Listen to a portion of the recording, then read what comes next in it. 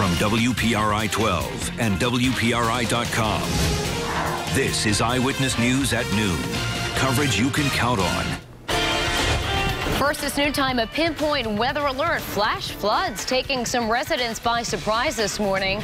After some of these heavy downpours this morning, this was the scene at about 9 a.m. in East Providence. Floodwaters sprang up quickly near the underpass of Warren Avenue, creating some trouble for drivers there.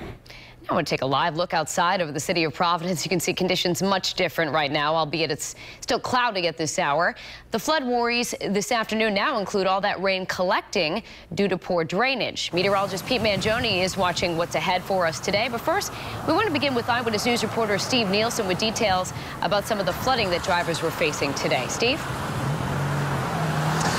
Yeah, Danielle, I'm along Reservoir Avenue right now in Cranston, and it's no exaggeration to say that this was a river here. Let's take a look. This is the drainage grate right here. This was completely clogged for probably the first 20 minutes we were here, and it just piled up so high, the water. We saw probably at least one or two cars that got stuck, and we saw some firefighters trying to help those cars get out. I'm going to walk here just to show you how high the water got.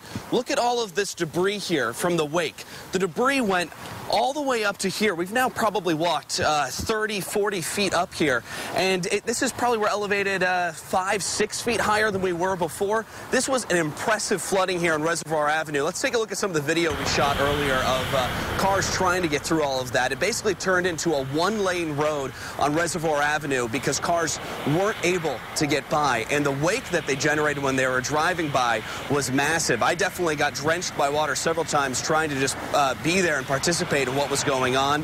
I talked to one driver who says that he saw at least 4 cars around him get stuck, and it was a pretty dangerous situation for drivers because once they got stuck, there was really nowhere for them to go, and they had to wait for AAA or somebody else to get them out. Let's listen to one driver who says that the floodwaters got around him real quick. Have you ever seen it get that high before? I've never seen it. It came in so fast. It was just so fast. I mean, it came up literally when I left the house, the roads were dry. And then it just started pouring. I came up to here. I was like, wow, it's raining real heavy. And then when I came to the intersection, I just couldn't believe how much water there was.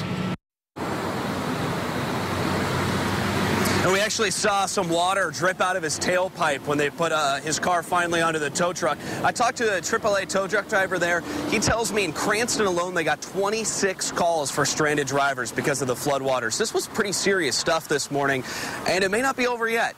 So we'll keep the eyes on the roads here and keep looking out for some flood watch. Reporting live with the Mobile Newsroom, I'm Steve Nielsen, Eyewitness News.